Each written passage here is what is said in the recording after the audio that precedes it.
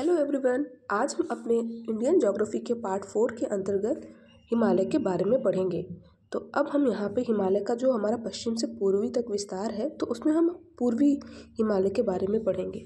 तो देखिए क्या लिखा गया है, हिमालय के सबसे पूर्वी सीमा का निर्धारण करती है। तो वह कौन है जो हिमालय की सबसे पूर्वी सीमा का निर्धारण करती है? तो वो है ब्रह्मपुत्र नदी। उत्तर पूर्वी हिमालय क्षेत्र में निवासी जनजातियां किस प्रकार की खेती करती हैं? तो वहाँ पर वह जनजातियां झूम, उस कृषि का नाम है झूम या स्थानांतरित कृषि। अच्छा, स्थानांतरित का मतलब होता है किसी पर्टिकुलर टाइम में किसी पर्टिकुलर प्लेस पर की जाने वाली खेती। मतलब कुछ समय के लिए वह लोग किसी एक स्थान पर खेती करते हैं, फिर उस खेती के बाद जब वो फसल उपज जाती है तो उसका जो खरपतवार होता है वहीं पे उसको जला देते हैं, और फिर अगली बार जब खेती करते हैं तो उस स्थान से हटके अलग स्थान पर करते हैं। तो इसे ही बोला गया स्थानांतरित खेती। मतलब जिसका स्थान बार बार बदलता रहे उसे स्थानांतरित बोलते हैं। ठीक है, तो क्या होगा, झूम खेती या स्थानांतरित। पर्टिकुलर देखिए यहाँ पे ये पूछा जाएगा उत्तर पूर्वी हिमालय क्षेत्र के निवासी, क्योंकि स्थानांतरित कृषि और भी कई स्थानों पे की जाती है, उसे अलग अलग नामों से जाना जाता है। लेकिन अगर स्थानांतरित कृषि उत्तर पूर्वी हिमालय में पूछे तो उसे बोलेंगे झूम। मिकिर पहाड़ियाँ किस राज्य में स्थित हैं? असम। उत्तर पूर्वी हिमालय की प्रमुख श्रेणियाँ, तो वहाँ पे जो श्रेणियाँ पाई जाती हैं और उनकी स्थिति, तो डफला पहाड़ी जो है वो अरुणाचल में पाई जाती है। मिरी जो है वो पहाड़ी अरुणाचल में पाई जाती है। अबोर पहाड़ी अरुणाचल में पाई जाती है। मिसमी पहाड़ी भी अरुणाचल में पाई जाती है। पटकाई बूम अरुणाचल प्रदेश में, पटकाई बूम अरुणाचल प्रदेश और म्यांमार की सीमा बनाती है। तो आपसे क्वेश्चन ये भी पूछा जा सकता है कि पटकाई बूम जो श्रेणी है वह किन दो स्थानों के बीच में? तो इंडिया और म्यांमार, और पर्टिकुलर इंडिया में पूछे तो अरुणाचल प्रदेश और म्यांमार की सीमा बनाती है। नागा पहाड़ियाँ नागालैंड, देखिए नागा में ना है और नागालैंड में भी ना है, तो इससे आप कोरिलेट कर सकते हैं। मणिपुर पहाड़ियाँ मणिपुर में, मिजोरम में, त्रिपुरा में। बरेल श्रेणी, तो ये कहाँ पाई जाती है? असम, नागालैंड, मणिपुर। देखिए बाकी जो और नाम है ना, आप उनसे मतलब उनसे कोरिलेट करके इजी होगा आपको पहचानना। लेकिन देखिए कुछ अलग जो चीज़ें हैं जैसे बरेल, तो बरेल आपको याद रखना होगा असम, नागालैंड, मणिपुर। मिकिर ये है असम में। गारो पहाड़ियाँ मेघालय में, खासी भी मेघालय में, जनजातिया पहाड़ियाँ मेघालय में। तो ये जो गारो खासी जयंतिया है ना, तो ये वहाँ पर मेघालय में पाई जाने वाली जनजातियों के नाम पर इन पहाड़ियों का नाम रखा गया है। तो गारो खासी जयंतिया ये वहाँ की जनजातियाँ भी हैं और उन्हीं के नाम पर पहाड़ियों का नाम रखा गया है मेघालय में। पूर्वी हिमालय की तुलना में ट्री लाइन का ऊंचाई मान पश्चिमी हिमालय में होता है कम। वही कॉन्सेप्ट है कि जो पूर्वी हिमालय है वहाँ पे जो वेजिटेशन जो है वो बहुत अधिक पाया जाता है ना। तो वहाँ पे जो ट्री लाइन की ऊंचाई होगी वो भी अपेक्षाकृत अधिक होगी पश्चिमी। तो यहाँ पे पूछा गया पूर्वी हिमालय की तुलना में ट्री लाइन कम ऊंचाई मान पश्चिमी हिमालय में होता है, तो मतलब पश्चिमी हिमालय में कम होता है। हिमालय का सबसे ग्लेशियर कौन सा है? तो सियाचिन, ये इंपॉर्टेंट है और पूछा भी गया है कई बार। सियाचिन हिमनद की अवस्थिति कहाँ है? कराकोरम श्रेणी, जिसको हमने ट्रांस हिमालय के अंतर्गत देखा था, कराकोरम श्रेणी, उसी श्रेणी में सियाचिन हिमनद है। हिमनद एक प्रकार का हिम और नद, नद मतलब नदी, हिम मतलब बर्फ, तो बर्फ की नदी हिमनद।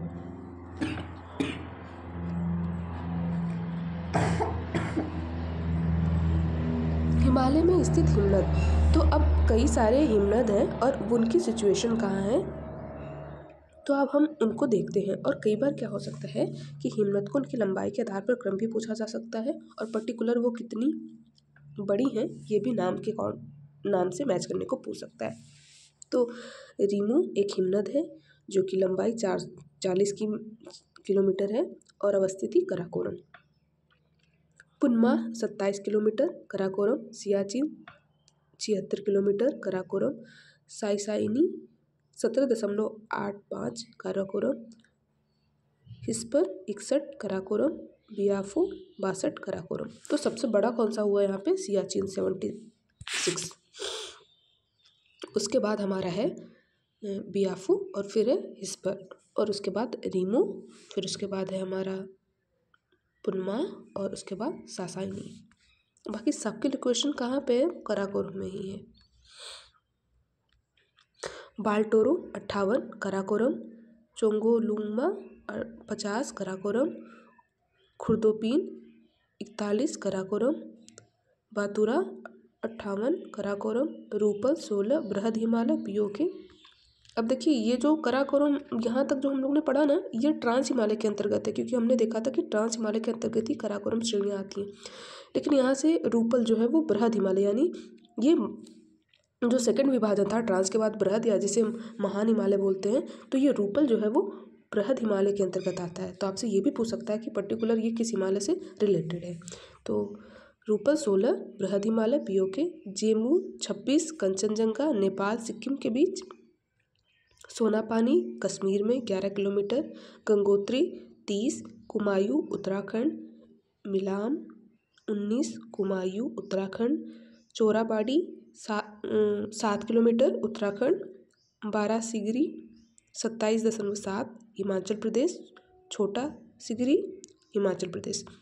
तो जनरली क्या होगा ना, जब क्वेश्चन टफ बनेगा तो फिर ये इसकी लंबाई के आधार पर क्रम पूछ लेगा, नहीं तो मैचिंग का पूछेगा कि कौन कहाँ पे अवस्थित है। तो चलिए एक बार रिवाइज कर लेते हैं। रीमू कराकोरम, पुनमा कराकोरम, सियाचिन कराकोरम, सासाइनी कराकोरम, हिस्पर कराकोरम, बियाफो कराकोरम, बाल्टोरो कराकोरम, चोगोलुंगमा कराकोरम, खुर्दोपीन कराकोरम, बातुरा कराकोरम, रूपल बृहद हिमालय, जेमू कंचनजंगा, सोनापानी कश्मीर, सोनापानी भी कई बार पूछा गया है, गंगोत्री ये तो आपको पता होगा, कुमायूं उत्तराखंड, मिलाप याद रखिएगा कुमायूं उत्तराखंड, चोराबाड़ी उत्तराखंड, 12 सिगरी हिमाचल, ये भी थोड़ा अलग है देखिए, 12 सिगरी हिमाचल, छोटा सिगरी, देखो सिगरी सिगरी जहाँ भी है वो हिमाचल याद रखिएगा, बड़ा 12 सिगरी और छोटा सिगरी दोनों ही हिमाचल में है। चलिए प्रायद्वीपीय भारत के पर्वतीय एवं पहाड़ियाँ, तो देखिए प्रायद्वीपीय भारत क्या हो गया? भारत का दक्षिणी भाग, जिसको प्रायद्वीपीय बोलते हैं, जिसका निर्माण सबसे पहले हुआ। तो चलिए अब अपन उसके बारे में पढ़ते हैं, क्योंकि वहाँ पे भी बहुत सी पहाड़ियाँ पाई जाती हैं। प्रायद्वीपीय भारत के पर्वत एवं पहाड़ियाँ। अरावली पर्वत श्रेणी, अरावली जो है ना वो सबसे प्राचीन है, जिसको क्या बोलते हैं, ये जो हमारा दिल्ली है ना, दिल्ली हो गया, राजस्थान हो गया, इन क्षेत्रों में फैला हुआ है, गुजरात का भी कुछ पार्ट है उसमें।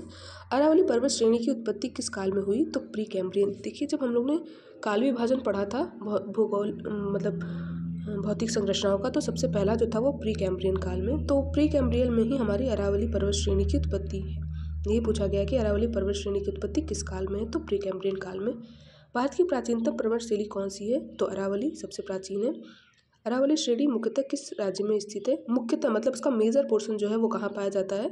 तो राजस्थान में। कौन सी पर्वत श्रेणियाँ रेजिड्यूल पर्वत, अवशिष्ट पर्वत का उदाहरण है? वो अरावली पर्वत। देखिए जब कोई चीज़ बहुत पुरानी हो चुकी होती है तो अब उसमें अपर्दन की क्रिया होगी, है ना, अच्छेपट की क्रिया होगी, यानी उसका घिसाव होगा, है ना, वो अच्छेपित होगी, तो उसके कारण क्या होगी, वो पुरानी हो जाएगी और वो अब मूल से अवशिष्ट बन जाएगी। अवशिष्ट वो होता है जो अपनी मूल संरचना से काफ़ी भिन्न हो जाता है कई भौतिक रासायनिक कारणों से, तो इसीलिए इसको बोलते हैं रेजिडुअल, ये या फिर ज़्यादातर क्वेश्चनों में अवशिष्ट पर्वत ही पूछा जाता है, बाकी आप दोनों ही नाम याद रखिएगा। तो वो है हमारी अरावली पर्वत। अवशिष्ट क्यों है समझ में आ गया ना, क्योंकि बहुत प्राचीन है, अब बहुत टाइम से है, तो अब इसमें घिसाव होगा, उसका अपर्दन होगा, अच्छेपन होगा, तो इस वजह से वो अपर्दित में कन्वर्ट हो गया। ये है अरावली पर्वत। अरावली पर्वत का विस्तार लगभग कितना है? तो 800 किमी दिल्ली रीज से गुजरात के पालनपुर। देखिए इसका विस्तार दिल्ली, गुजरात, राजस्थान में मतलब बहुत बड़े स्केल पे पाया जाता है, इसलिए इसको राजस्थान में मुख्यतः बोल दिया जाता है, लेकिन इसका विस्तार दिल्ली के रीज से गुजरात के पालमपुर तक है। अरावली पर्वत की सबसे ऊंची चोटी कौन सी है? तो गुरु शिखर 1722 की। अच्छा शिखर क्या होता है? मतलब जैसे कोई एक पर्वत है, ठीक है ना, उस पर्वत के अंतर्गत कोई ऐसा ऊंचा, सबसे ऊंचा भाग जो, क्योंकि पर्वत कोई एक सिंगल संरचना नहीं होती है ना, उसमें कई अप्स डाउन वाले ऊंचाई वाले जो है वो संरचनाएं होती हैं, तो उसमें भी जो सबसे ऊंची संरचना होती है उसको शिखर बोल देते हैं। तो अरावली में पाई जाने वाली सबसे ऊंची जो शिखर है उसको गुरु शिखर बोलते हैं। जैनियों का प्रसिद्ध धर्मस्थल दिलवाड़ा जैन मंदिर किस पहाड़ी में स्थित है? तो आबू पहाड़ी, ये जो है राजस्थान में है। कुंभलगढ़ शिखर किस पर्वत श्रेणी का भाग है? अरावली। गुरु शिखर चोटी किस पहाड़ी पर स्थित है? माउंट आबू पहाड़ी पर। अरावली के पूर्वी भाग में कौन सी नदी निकलती है? तो बनास नदी। विंध्य श्रेणी, तो अब अरावली हमने कंप्लीट कर लिया, अब विंध्य के बारे में पढ़ते हैं। ये सब प्रायद्वीपीय भारत के अंतर्गत ही आते हैं, ठीक है ना। विंध्य श्रेणी का विस्तार कहाँ तक है? गुजरात से छत्तीसगढ़ तक। देखिए यहाँ पे ये अरावली पर्वत श्रेणी है ना। उसके बाद फिर देखिएगा, ये देखिए नीचे यहाँ पे नर्मदा के जस्ट ऊपर विंध्य श्रेणी है, ठीक है। तो अब हमसे पूछा इसका विस्तार कहाँ तक है। विंध्य श्रेणी का विस्तार कहाँ तक है? तो गुजरात से छत्तीसगढ़ तक। विंध्य श्रेणी की सामान्य ऊंचाई लगभग कितनी है? तो 4500 से लेके 600। अच्छा यहाँ पे अरावली का याद रखिएगा 800 है ना, लेकिन विंध्य की जो है वो 4500 से लेकर 600 मीटर तक। विंध्य पर्वत को गुजरात में जोगट हिल और बिहार में कैमूर हिल कहा जाता है। तो आपसे ये पूछ सकता है कि जोगट हिल कहाँ है? तो गुजरात में। कैमूर कहाँ है? कैमूर हिल कहाँ है? तो बिहार में। लेकिन अभी ये भी पूछ सकता है कि जोगट हिल किसका हिस्सा है? तो विंध्य पर्वत, है ना। कैमूर हिल जो है वो किसका हिस्सा है? तो विंध्य पर्वत। या फिर जोगट हिल और कैमूर हिल किससे संबंधित है? तो विंध्य पर्वत। विंध्य पर्वत श्रेणी मालवा पठार के दक्षिण में स्थित है। मालवा पठार, ये देखिए मालवा पठार के दक्षिण में विंध्य श्रेणी देख सकते हैं आप यहाँ पे। ये देखिए मालवा पठार के जस्ट नीचे दक्षिण में विंध्य श्रेणी।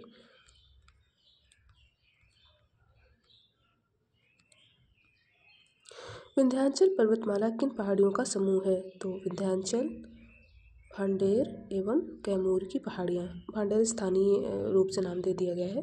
तो विंध्याचल पर्वतमाला किन पहाड़ियों का समूह है? मतलब विंध्याचल पर्वतमाला है जो किन पहाड़ियों से मिल के बना है? तो विंध्याचल, भांडेर एवं कैमूर की पहाड़ियाँ।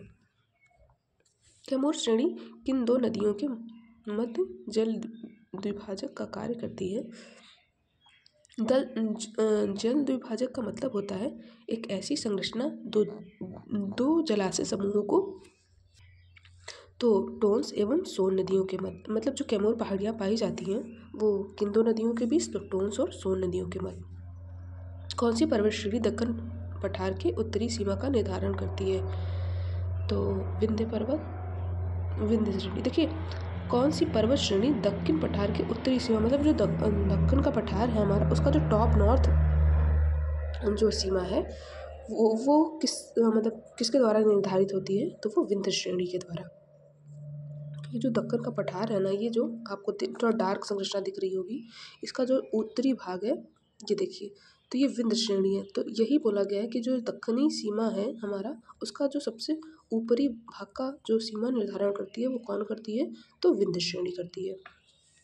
विंध्याचल, कैमूर तथा पारसनाथ की पहाड़ियाँ किस पर्वत श्रेणी में पाई जाती हैं? तो विंध्य श्रेणी में। तो जैसे हमने देखा था गुरु शिखर जो है वो अरावली में पाया जाता है, वैसे हमसे पूछ सकता है विंध्याचल, कैमूर तथा पारसनाथ की पहाड़ियाँ किस पर्वत श्रेणी में पाई जाती हैं? तो विंध्याचल श्रेणी में। वो शिखर था लेकिन यहाँ ये श्रेणी है। कौन सी पर्वत श्रेणी उत्तर भारत और प्रायद्वीपीय भारत की मुख्य जल विभाजक है? विंध्य श्रेणी। सतपुड़ा श्रेणी, रचनात्मक दृष्टि से सतपुड़ा श्रेणी का विभाजन। तो राजपीपला पहाड़ियाँ, महादेव पहाड़ियाँ, मैकाल पहाड़ियाँ। मतलब जो सतपुड़ा श्रेणी है, देखिए हमने अरावली पढ़ा, विंध्य पढ़ा, अब सतपुड़ा श्रेणी पढ़ते हैं। तो ये जो है ना, इनका विभाजन 3 बड़े बड़े मतलब मेजर पोर्शन के हिसाब से नामकरण के अंतर्गत हुआ है। तो ये देखिए इसमें कौन कौन सी हैं सतपुड़ा श्रेणी के अंतर्गत? राजपीपला पहाड़ियाँ, महादेव पहाड़ियाँ और मैकाल पहाड़ियाँ। महादेव, मैकाल और राजपीपला। सतपुड़ा श्रेणी का पश्चिमी और पूर्वी विस्तार कहाँ तक है? तो रतनपुर से अमरकंटक तक। अमरकंटक जो है वो मध्य प्रदेश, रतनपुर से अमरकंटक। सतपुड़ा श्रेणी जैसे वहाँ पे हम लोगों ने देखा था ना कि अरावली का कहाँ है और विंध्या का कहाँ है। तो हमने देखा था अरावली का जो है दिल्ली से लेकर गुजरात तक, वैसे यहाँ पे सतपुड़ा के बारे में पूछा गया कि पश्चिम पूर्वी सीमा कहाँ से कहाँ तक है, तो रतनपुर से लेकर अमरकंटक तक। सतपुड़ा श्रेणी की औसत ऊंचाई लगभग कितनी है, तो 770, यानी कि अरावली की 800 थी, विंध्य की जो थी वो 4500 से लेकर 600, लेकिन ये सतपुड़ा की जो है 700 से लेकर 770 मीटर है, ठीक है ना। अभी तक की सेकंड लार्ज है। कौन सी पर्वत श्रेणी नर्मदा एवं ताप्ती नदी के मध्य स्थित है, तो सतपुड़ा श्रेणी है। सतपुड़ा श्रेणी की सबसे ऊंची चोटी कौन सी है, धूपगढ़। अरावली की थी गुरु शिखर, सतपुड़ा की है धूपगढ़। धूपगढ़ चोटी कहाँ अवस्थित है, महादेव पर्वत पर। पंचमढ़ी शिखर 1350 मीटर कहाँ अवस्थित है, महादेव पहाड़ी पर। पंचमढ़ी महादेव पहाड़ी। मैकाल श्रेणी की सर्वोच्च चोटी कौन सी है, अमरकंटक। सतपुड़ा श्रेणी में स्थित श्रेणियों में से पश्चिम से पूर्व की ओर सही क्रम। बड़वानी की पहाड़ियाँ महादेव श्रेणी, मैकाल श्रेणी, यह आप क्रम याद रखिएगा, पश्चिम से पूर्व की ओर। मध्य भारत में स्थित पहाड़ियों का पश्चिम से पूर्व की ओर क्रम, तो मध्य भारत में स्थित पहाड़ियाँ जो सबसे पहले सतपुड़ा, महादेव, मैकाल, छोटा नागपुर। सतपुड़ा, महादेव, मैकाल और छोटा नागपुर। देखिए सतपुड़ा और जो है छोटा नागपुर में तो आपको कन्फ्यूजन नहीं होगा, महादेव और मैकाल में होगा। तो देखिए जो भगवान होते हैं वो सबसे पहले होते हैं, तो महादेव किसे बोला गया, भगवान शंकर को, तो महादेव पहले आएंगे फिर मैकाल।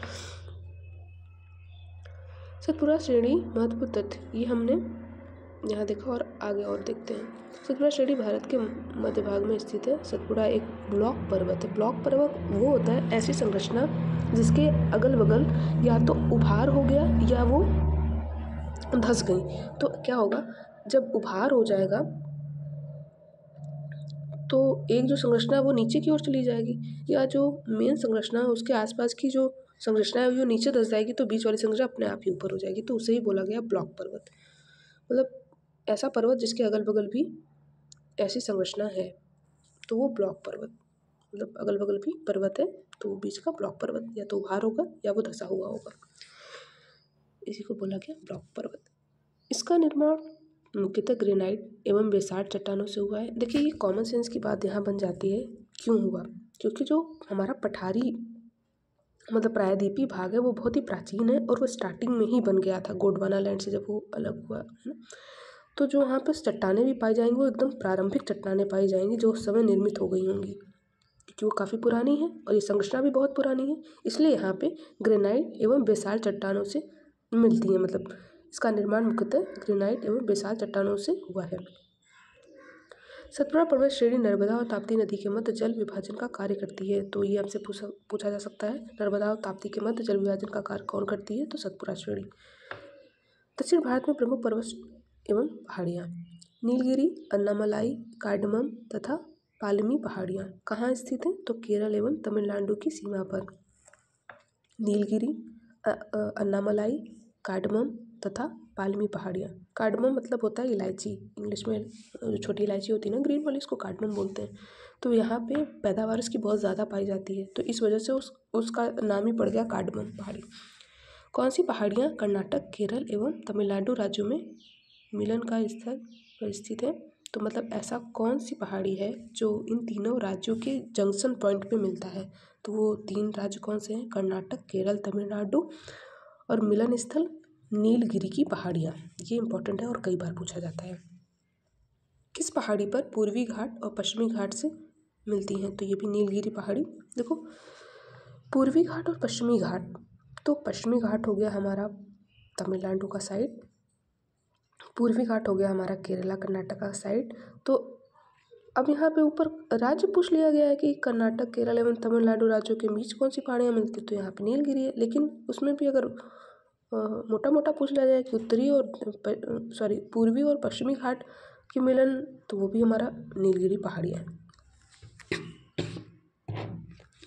नीलगिरी पर्वत की सबसे ऊंची चोटी कौन सी है, टोटा बेट्टा। ये बहुत इंपॉर्टेंट है, कई बार हमें कन्फ्यूज़न के लिए क्या करता है कि अन्नामलाई दे देता है, लेकिन अन्नामलाई नहीं है। नीलगिरी पर्वत की सबसे ऊंची चोटी जो है वो टोटा बेट्टा है, जो कि 2634 किलोमीटर है, ये भी याद रखिएगा। नीलगिरी पर्वत श्रेणी की दूसरी सबसे ऊंची चोटी कौन सी है, माकुमी। पहली डोडा बेट्टा, दूसरी माकुमी। ये दोनों ही नीलगिरी पर्वत की ऊंची चोटियां हैं। पहली है डोडा बेट्टा, दूसरी है माकुमी। दक्षिण भारत की सबसे ऊंची चोटी कौन सी है? अन्नाईमुड़ी।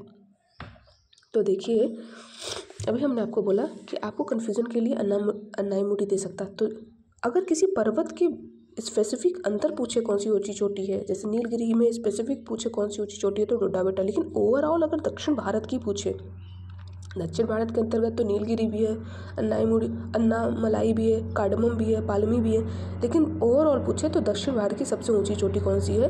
अन्नाईमुड़ी, 2695 मीटर।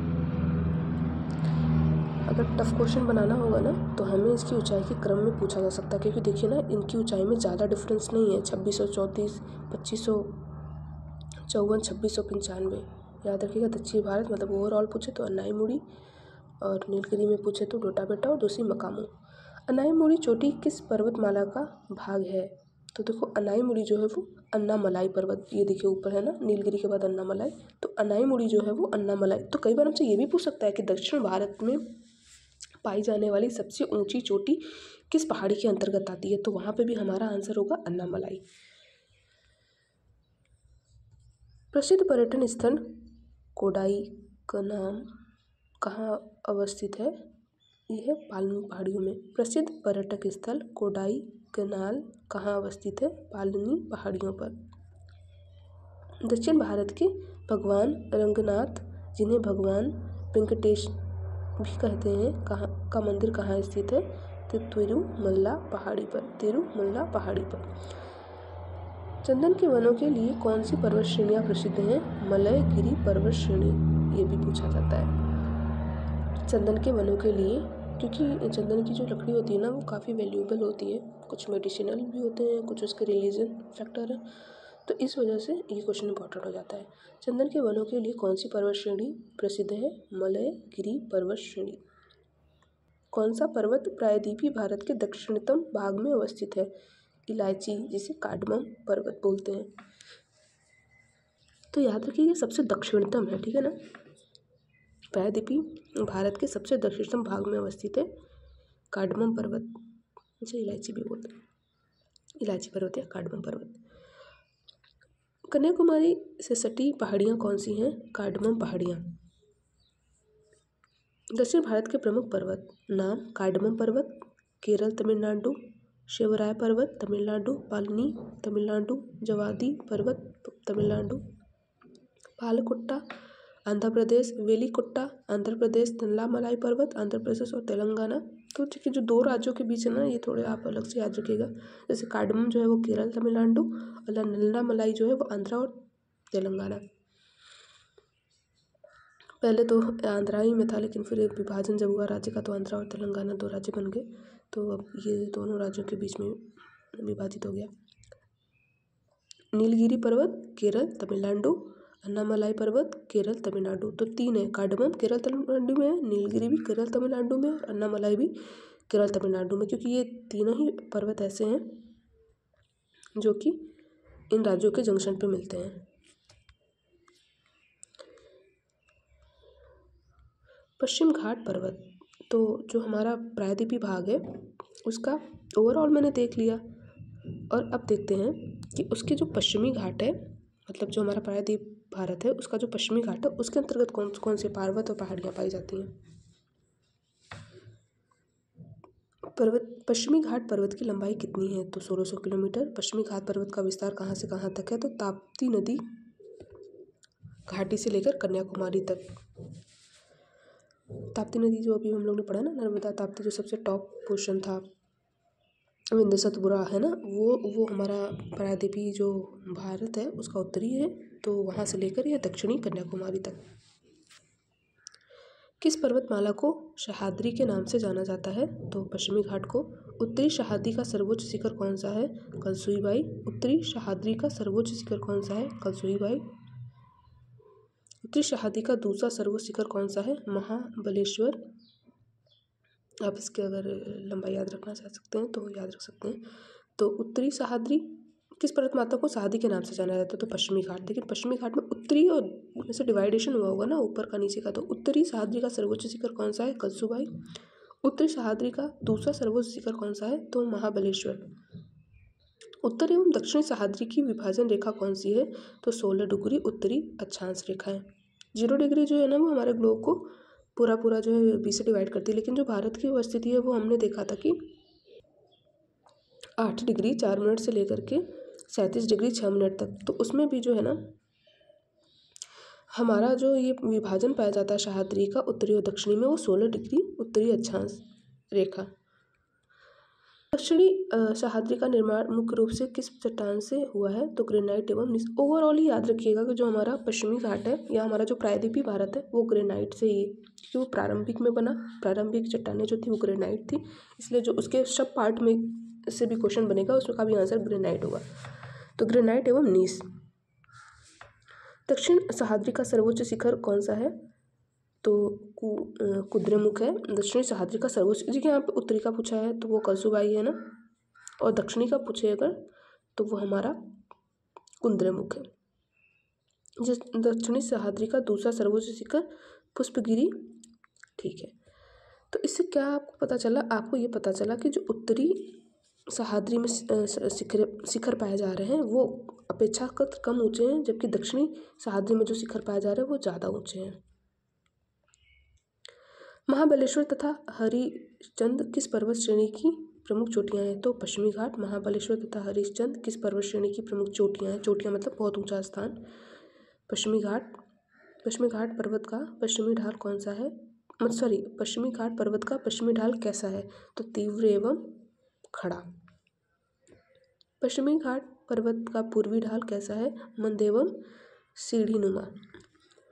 मंद का मतलब होता है कि अचानक से जो ढाल है ना वो बहुत ऊंची नहीं हो रही है, कहीं ऊंची कहीं नीची, इसको बोलेंगे मंद। एकदम खड़ा ढलान नहीं है जहाँ पे, इसीलिए यहाँ सीढ़ीनुमा भी बोला गया। पश्चिमी घाट की प्रमुख पहाड़ियों का उत्तर से दक्षिण क्रम, ये इंपॉर्टेंट क्वेश्चन है, कई एग्जाम में पूछा गया है। तो हमें नॉर्थ टू साउथ क्रम पूछा गया है कि पश्चिमी घाट में जो पहाड़ियाँ पाई जाती हैं उसमें नॉर्थ में है कौन, फिर साउथ में, फिर ऐसे इस तरह से। तो नॉर्थ से साउथ हमसे पूछा गया है, उत्तर से दक्षिण। तो सबसे पहले क्या है? नीलगिरी पहाड़ी, फिर अन्नामलाई पहाड़ी, फिर इलाचिया कार्डमम। वैसे भी कार्डमम हमने पढ़ा है ऊपर, सबसे दक्षिणतम है ना, यहाँ पे हम लोगों ने कहीं पढ़ा है। ये देखिए प्रायद्वीप भारत की दक्षिणतम भाग में अवस्थित कौन सी? इलाचिया कार्डमम। तो यहीं पे नॉर्थ टू साउथ में सबसे साउथ में कौन सी? इलाचिया कार्डमम पहाड़ी। पूर्वी घाट में पश्चिमी घाट को जोड़ने वाली पहाड़ियाँ कौन सी हैं? नीलगिरी पहाड़ी, ये हम ऊपर कवर कर चुके हैं। पश्चिमी घाट पर्वत भ्रंशोद या ब्लॉक पर्वत का उदाहरण है। पूछ सकता है कि पश्चिमी घाट किस प्रकार के पर्वत भी कई प्रकार के होते हैं ना, जैसे अभी हमने देखा था विशेष पर्वत, वो हम लोग ने अरावली देखा, तो ऐसे ब्लॉक पर्वत ये पर्वत का ही एक प्रकार होता है। तो पूछा जा सकता है कि पश्चिमी घाट पर्वत जो है वो किस प्रकार के पर्वत का उदाहरण है? तो भ्रंशोद या फिर ब्लॉक पर्वत, ज़्यादातर ये ब्लॉक पर्वत के नाम से पूछा जाता है। पश्चिमी घाट पर्वत भ्रंशोद ब्लॉक पर्वत का उदाहरण है जिसका निर्माण अरब सागर में अवसंवलन के कारण हुआ। निर्माण किस कारण हुआ ये पूछ सकता है। पश्चिमी घाट पर्वत जो किस प्रकार का पर्वत? तो ब्लॉक पर्वत। पश्चिमी घाट की नदियाँ अपने मुहाने पर ज्वार नदमुख अथवा एस्चुरी का निर्माण करती हैं। तो क्योंकि जो पश्चिमी घाट में नदियाँ पाई जाती हैं वो अपने साथ वो है, देखिए ये जो नदियाँ होती हैं ना ये एस्चुरी और ज्वार नदमुख का निर्माण इसलिए करती हैं क्योंकि ये बहुत ही तीव्र ढलान से बहती हैं, तो इनकी जो धार होती है ना वो काफ़ी तेज़ होती है, इसीलिए ये एस्चुरी का निर्माण करती हैं।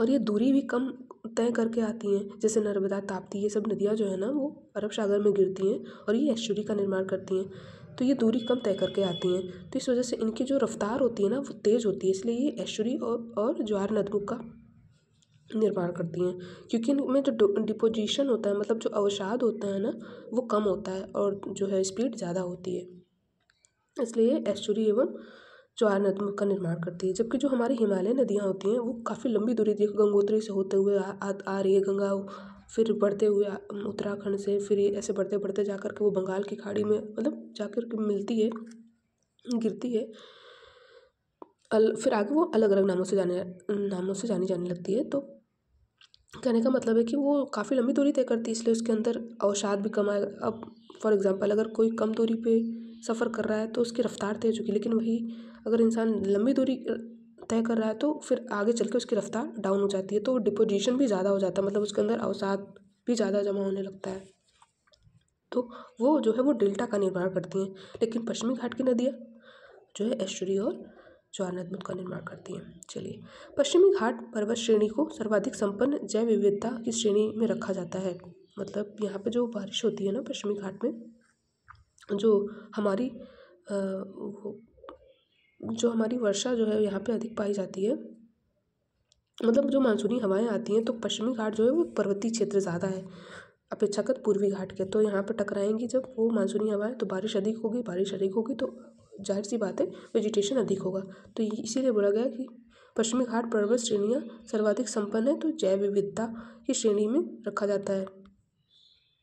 यूनेस्को ने वर्ष 2012 में पश्चिमी घाट पर्वतीय क्षेत्र को विश्व धरोहर स्थल घोषित किया था।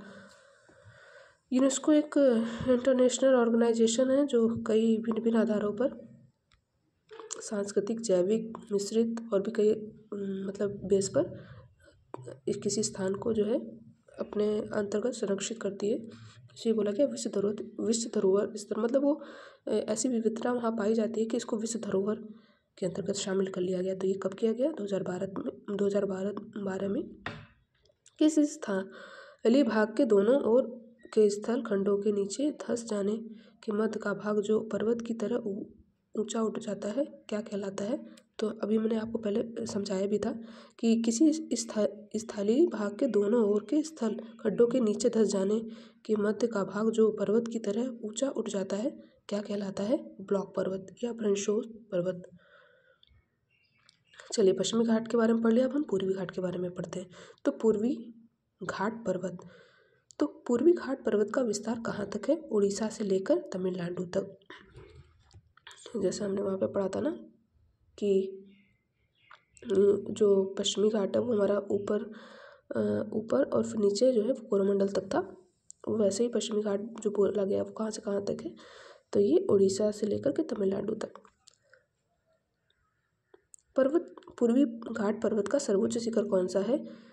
जिधागड़ा और विशाखापट्टनम, जो हमारा एक बंदरगाह स्थल भी है। तो पूर्वी घाट पर्वत का सर्वोच्च शिखर कौन सा है? जिधागड़ा और विशाखापट्टनम। अगर ऊंचाई पूछे तो 1690। पूर्वी घाट पर्वत का दूसरा सर्वोच्च शिखर कौन सा है? महेंद्रगिरी, 1501 मीटर है ना। पूर्वी घाट की औसत ऊंचाई पश्चिमी घाट की अपेक्षा लगभग कितने मीटर कम है? तो 1100 मीटर कम है, ठीक है ना। पूर्वी घाट के मध्य भाग में स्थित पूर्वी तथा पश्चिमी पहाड़ियों को क्रमशः किन श्रेणियों के नाम से जाना जाता है? बेलीकोट्टा श्रेणी, पालकोट्टा श्रेणी। पूर्वी घाट में शिखरों की आकृति कैसी है? तो कटीली का मतलब होता है ऐसा घाट या ऐसा स्थल क्षेत्र जहाँ पे जो है वो सतत ऊंचाई ना हो, कटा छटा हो, कहीं ऊंचा कहीं नीचा, सही कटीला बोला जाए। तो पूर्वी घाट में शिखरों की आकृति कैसी है? तो कटीली है। उसका बहुत एक बड़ा रीज़न ये भी है कि ज़्यादातर जो हमारी नदियाँ हैं ना वो जाकर की बंगाल की खाड़ी में गिरती हैं, तो उसके कारण भी डिपोजिशन हुआ और कई बार कटाव छटाव हो जाता है ना, बार बार किसी पर्टिकुलर प्लेस पे नदियों का वो रहेगा, तो इस वजह से वो कटीला है, बहुत धारदार नहीं है। तो पूर्वी घाट में शिखरों की आकृति कैसी है? कटीली। पूर्वी घाट के प्रमुख पहाड़ियों का उत्तर से दक्षिण की ओर क्रम, जैसे हमने पश्चिमी घाट में देखा था वैसे यहाँ पे पूर्वी घाट में पूछा गया। तो पश्चिमी घाट में तो ज़्यादा नहीं था, बस 3 ही था, है ना, जो हमने भी ऊपर कवर किया, लेकिन पूर्वी घाट में जो है पहाड़ियाँ ज़्यादा हैं और उनका उत्तर से दक्षिण क्रम। नल्लामलाई पहाड़ी आंध्रा में है। तो देखिए, या तो प्रदेश पूछेगा और पहाड़ी, या फिर ऐसे नॉर्थ टू साउथ पूछेगा, है ना। वो नॉर्थ टू साउथ जो डिवाइडेशन होता है वो लोकेशन के आधार पर होता है और कई बार हमसे उसकी हाइट के अकॉर्डिंग पूछा, लेकिन ये ज़्यादा टफ क्वेश्चन बन जाता है। चलिए, नल्लामलाई पहाड़ियाँ आंध्र प्रदेश में, बेलीकोट्टा पहाड़ियाँ आंध्र प्रदेश में, पालकोट्टा पहाड़ियाँ आंध्र प्रदेश में, नागारी पहाड़ियाँ आंध्र प्रदेश में है, ज्वारी पहाड़ियाँ तमिलनाडु में है, शिवराय पहाड़ी तमिलनाडु में है, पंचमलाई पहाड़ी तमिलनाडु में है, सिरूमलाई पहाड़ी जो है तमिलनाडु में। तो नल्लामलाई आंध्र प्रदेश, वेलीकोट्टा आंध्र प्रदेश, पालेकोट्टा आंध्र प्रदेश, कोट्टा याद रखिएगा, ये आंध्र प्रदेश में है ना। नगारी पहाड़ी आंध्र प्रदेश, जवादी पहाड़ी जो है तमिलनाडु, शिवराय तमिलनाडु, पंचमलाई इंपॉर्टेंट है, कई बार पूछा जाता है। पंचमलाई तमिलनाडु, सिरूमलाई पहाड़ियाँ Tamil Nadu. Thank you so much. I hope आपको ये वीडियो अच्छा लग रहा होगा, और अगर आपको कुछ और इम्प्रूवमेंट चाहिए तो आप अपने सुझाव भी हमें कमेंट बॉक्स में लिख सकते हैं। Thank you so much.